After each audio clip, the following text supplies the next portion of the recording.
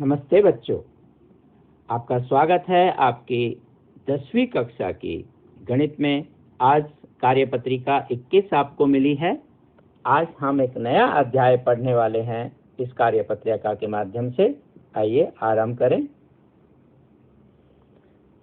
आज का अध्याय है समरूप त्रिभुज। समरूप त्रिभुज क्या होती हैं? आपने 9th क्लास में भी त्रिभुजों के बारे में पढ़ा है। आज उससे कुछ आगे हैं। कैसी आकृतियां हैं, समान आकृतियां हैं, क्या होती है, आइए थोड़ा समझ लेते हैं। यहाँ बहुत छोटा छोटा लिखा है, एक दो पिक्चर बनाई हुई है, देखिए लेफ्ट साइड में, कि यदि उनका आकार समान है, माप एक जैसा हो, वो किस तरह की तस्वीरें हैं। फिर कुछ त्रिभुज के बारे में बात की है। एक तरफ आपको झुमके दिए हुए हैं। हम आइए थोड़ा सा और बात कर लेते हैं और माध्यम से समझने की कोशिश करें। सामने देखें ब्लैक बोर्ड पर क्या नजर आया? फूल। किस तरह के फूल हैं ये? कुछ खास बात नजर आती है?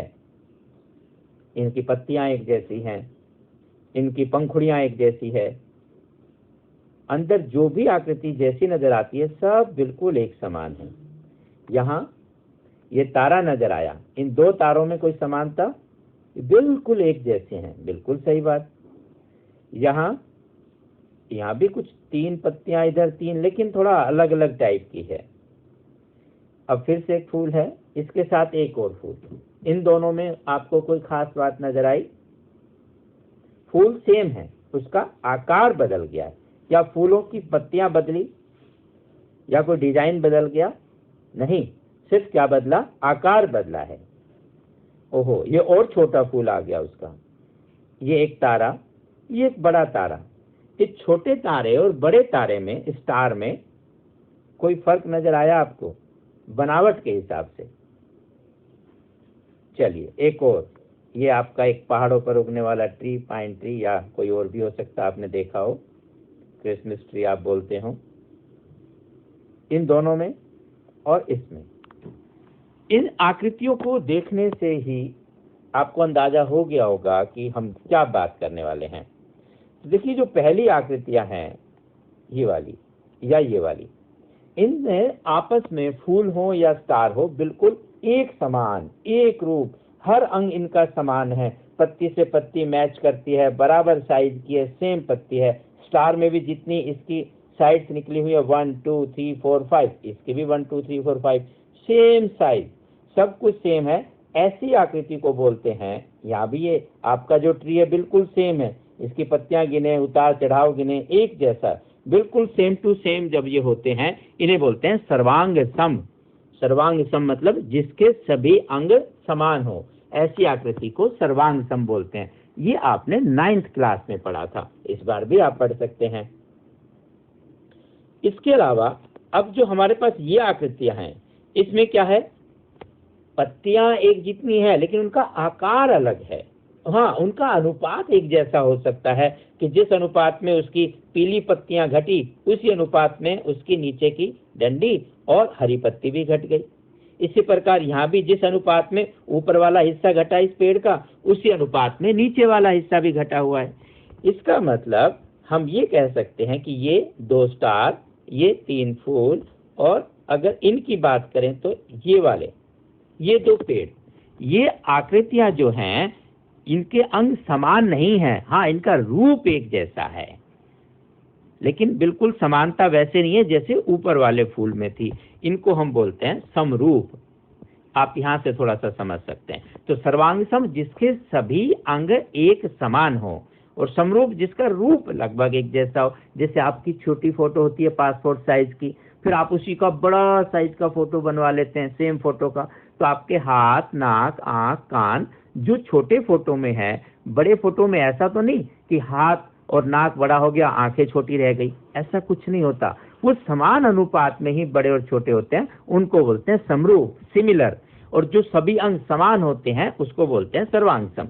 अब सर्वांग सम में जैसे आपने पहले भी पढ़ा कि आपके अंग का पढ़ना किस प्रकार से, जैसे हमारे हाथ हैं, हथेली है, हथेली में 4 अंगुली, 1 अंगूठा है, तो हमारे एक हाथ की हथेली और दूसरे हाथ की हथेली या पंजे की आप बात करें तो ये दोनों सर्वांग सम है। अपवाद छोड़ दें ऋतिक रोशन वाला कि उसके में हो सकता है एक उंगली अलग आ जाए, तो अगर एक हाथ दूसरे हाथ को पूरा पूरा ढक ले तो वो सर्वांग सम हो गया, और दूसरा भी उसे पूरा पूरा ढक ले, एक जैसे अंग है, वो सर्वांग सम है। लेकिन आपका आज का हाथ और आज का 10 साल पहले का हाथ वो समान अनुपात में उंगलियां बढ़ी है, ऐसा नहीं कि अंगूठा उतना ही रहा और उंगलियां लंबी चली गई, तो ये हो गया समरूप। तो एक जैसी आकृति आप जब देखते हैं, आप यहाँ से समझ गए, छोटा फूल फिर बड़ा फूल फिर और बड़ा फूल, ये हो गया समरूप। ठीक है, आइए और आगे पढ़ें कुछ। तो ये हमारे पास न सर्वांग सम है न समरूप है, इसकी हम बात करें। ये क्या दिखाई दिया? वृत्त, सर्कल। अब सर्कल में कब समरूप होगा आकृति, कब सर्वांग सम होगी? त्रिभुज की बात भी करेंगे, अभी करते हैं, पहले हम समझ लेते हैं कि समरूप और सर्वांग सम में क्या भेद है। ये दूसरा सर्कल, अब ये सर्कल, ये रिंग, इस रिंग को पूरी तरह से ढक लेता है, यदि ऐसा है तो क्या हुआ? सर्वांग सम।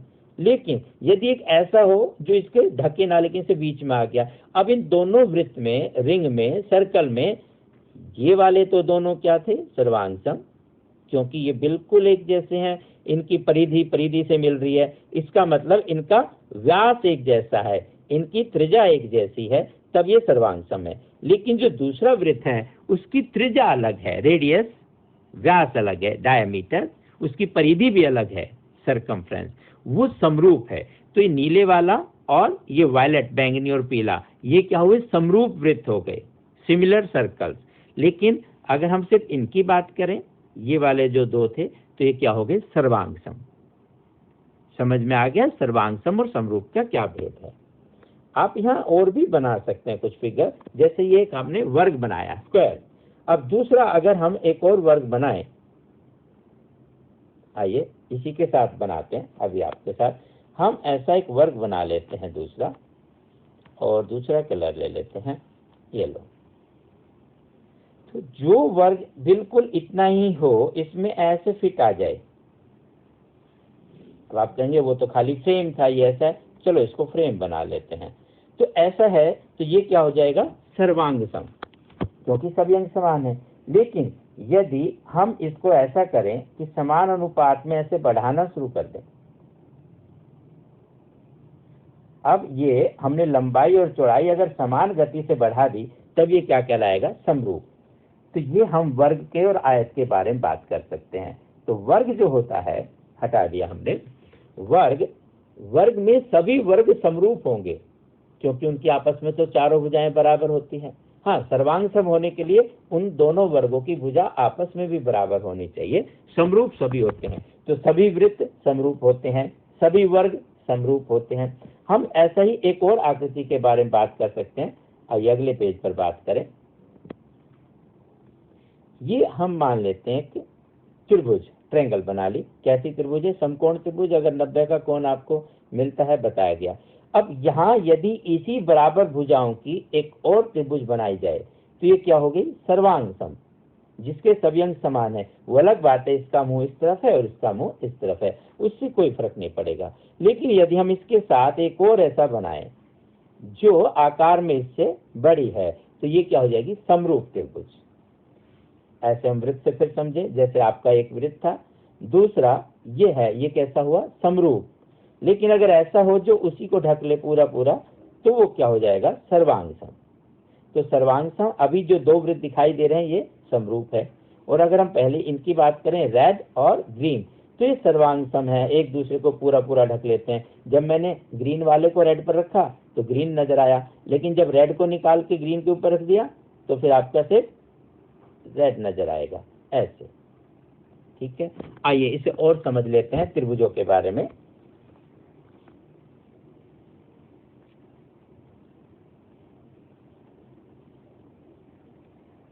देखें, हम एक त्रिभुज की अगर बात करें, ये हमने आयत बनाई। आयत में आयत जितनी भी आयत होंगी, क्या सभी समरूप होंगी? क्या सभी सर्वांग सम होंगी? नहीं, ये डिपेंड करता है कि हम किस प्रकार की आयत बना रहे हैं। अगर दूसरी भी हम ऐसी ही बनाएं जो इसको पूरा पूरा ढक ले, तब तो सर्वांग सम। लेकिन अगर उनकी लंबाई और चौड़ाई सेम अनुपात में होगी तो आपकी होगी समरूप। लेकिन अगर ऐसा नहीं है तो हो सकता है वो ना भी हो। अभी यहाँ क्या लंबाई समान है, चौड़ाई एक की हमने बढ़ा दी, क्या ये समरूप हुई? क्या ये वाली पिक्चर इस वाली के समरूप है? नहीं, क्योंकि यहाँ लंबाई समान है, सिर्फ चौड़ाई अलग है। अब ये समरूप नहीं है। यदि हम बिल्कुल ऐसा करें, अलग रंग से ले लेते हैं, आपको थोड़ा समझ में आ जाए। ये देखिए, तो अभी ये समरूप नहीं है, क्योंकि ये देखो ऐसे फट के अलग आ गई साइड से। लेकिन अगर हम पूरा इतना बनाएंगे तो ये सर्वांग हो जाएगी। समरूप के लिए क्या होगा? बराबर में आपकी लंबाई और चौड़ाई एक अनुपात में बढ़नी चाहिए, तब हम कह सकते हैं समरूप है। अगर हम ऐसे बढ़ाएं कि जितना लंबाई बढ़े उतना ही चौड़ाई बढ़ जाए, तब आप कह सकते हैं। अब ये क्या है? सर्वांग। अभी ये समरूप नहीं है। अभी आप ऐसा करते हैं तब समरूप हो सकती है कि हम जिस अनुपात में लंबाई बढ़ाएं उसी अनुपात में चौड़ाई भी बढ़ाएं। तो हम आयत के बारे में ऐसा नहीं कह सकते कि सभी आयत समरूप होंगी। हाँ, वर्ग और वृत्त के बारे में आप बोल सकते हैं कि वो सभी सदैव समरूप तो होते ही हैं। अगर उनकी त्रिज्या समान है तो सर्वांग सम हो जाएगा। वर्ग की भुजा समान है एक वर्ग की दूसरे वर्ग के साथ, तो वो भी सर्वांग सम हो जाएगा। त्रिभुजों की बात हम लोग कर रहे थे। आइए, एक त्रिभुज बनी। यदि हम ऐसी त्रिभुज बनाएं जो समबाहु त्रिभुज है, जिसकी तीनों भुजाएं बराबर हो।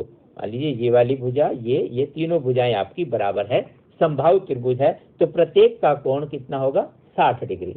अब अगर दूसरी भी कोई त्रिभुज बनाए, लेकिन ये इसके बराबर नहीं है, अभी कुछ नहीं कह सकते। यदि हम इसको इसके बराबर बनाएंगे ऐसे कि ये इसको पूरा पूरा ढक ले हर तरह से, इधर से भी और अलग उसमें ले लेते हैं, आपको नजर आ जाए जिससे, तब हम कह सकते हैं कि ये सर्वांग सम है। एक ये त्रिभुज और दूसरा, बस इसको पूरा पूरा ढकना चाहिए। अगर ऐसा है तो हम कहेंगे सर्वांग सम है। इस प्रकार से तो जब हम ऐसी बना पाएंगे तब कहेंगे सर्वांग सम है। लेकिन अगर ये समान अनुपात में बढ़ेगी, अभी क्या समान अनुपात में बढ़ी? नहीं, अभी एक ही कोना बढ़ा, तो अभी समरूप नहीं है। समरूप होने के लिए इसके अनुपात में बढ़ना जरूरी है, मतलब इसका जो एंगल है वो सब साथ साथ रहेगा एक जैसा। तो यदि ये नीचे वाली जो पीली वाली त्रिभुज थी, वो सर्वांग आपका समरूप बताने के लिए यदि हम समबाहु त्रिभुज लें जिसकी सभी भुजाएं बराबर है, सभी कोण बराबर है, और उसी प्रकार एक और त्रिभुज बना लें जिसकी सभी भुजाएं बराबर हो, सभी कोण बराबर हो, तब हम कह सकते हैं कि ये त्रिभुज क्या है? समरूप है। तो इस तरह से हम समझे कि समरूप और सर्वांग सम में क्या भेद है। यही पहली सीट पे आपको बताने की कोशिश की गई थी। आप डिफरेंट फिगर से इसे समझ सकते हैं। ठीक है, आइए वापस चलते हैं, एक बार पढ़ लेते हैं अब आपकी बातों को। तो हम बात कर रहे थे त्रिभुज के सर्वांग सम और उसके समरूप होने में क्या फर्क है, ये आपने जाना इस वाले एग्जाम्पल से। आगे चलते हैं। दो समरूप त्रिभुज की संगत भुजाएं समानुपाती होती है। जो बातें अभी हम कर रहे थे कई देर से, उसी को ये दोहरा रहा है, उनकी बात कर रहे हैं। संगत कोण भी समान होते हैं। संगत मतलब कोरस्पोंडिंग एंगल, जैसे आप पहले पढ़े। तो अगर लेफ्ट साइड वाला है नीचे वाला ऊपर ऊपर वाला, बट नाम आगे पीछे हो सकते हैं। तो अभी जो पिक्चर आपको नजर आ रही है ये वाली, ये दोनों कैसी हैं आकृतियां? समरूप या सर्वांग सम? ये समरूप होंगी या सर्वांग सम होंगी? बिल्कुल सही, ये समरूप है, सर्वांग सम तो है ही नहीं। तो समरूप के लिए हम एक ऐसे साइन का प्रयोग करते हैं, ऐसे वाला, थोड़ा सा ये ऐसे, ये वाला जो आप सर्वांग सम ऐसा करते थे कभी पिछली क्लास में। अब हम सर्वांग सम के नहीं समरूप की बात करेंगे। तो त्रिभुज जब समरूप होती है तो उनकी भुजाएं समानुपाती होती हैं, जो आपको यहाँ लिखा हुआ इधर, ये त्रिभुज ABC, ये त्रिभुज PQR, ये दोनों समरूप है। इसके बीच में ऐसे साइन आ जाएगा, तो कोण A ये वाला ऊपर, तो कोण P के बराबर है। अगर ABC समरूप है किसके? PQR के, तो नाम के हिसाब से हम ऐसा करेंगे। तो कोण B Q के बराबर, कोण C R के। कोरस्पोंडिंग जो संगत कोण है वो बराबर होते हैं, और जो संगत भुजाएं हैं उनका अनुपात समान होता है। जैसे ए भी पढ़ेंगे इधर से, तो यहाँ से PQ नाम के हिसाब से, क्योंकि नाम में यहाँ क्या था, यहाँ थोड़ा बड़ा लिख दें, एक था ABC, दूसरा नाम है PQR। तो यहाँ से अगर हम पहले दो नामों को देखेंगे, यहाँ से अगर इसको देखते हैं AB को, तो आप यहाँ से PQ को देखेंगे। यहाँ से BC को पढ़ते हैं तो यहाँ QR पढ़ा जाएगा, और यहाँ AC को पढ़ते हैं तो PR। इस हिसाब से आपके अनुपात समान होते हैं। तो त्रिभुज समरूप होते हैं तो अनुपात समान होते हैं, और ये अनुपात समान हो तीनों तो त्रिभुज भी समरूप होती हैं। अब आ जाइए जरा राइट साइड में जो दिया हुआ आपको, कौन सी आकृतियों के उदाहरण है सर्वांग सम या समरूप। तो पहली आकृति में 2 पैरों के चिन्ह हैं, ठीक है, एक का लेफ्ट में पंजा है, एक का राइट में, लेकिन ये आपस में दोनों सर्वांग सम हैं यदि किसी की उंगली छोटी बड़ी नहीं है तो।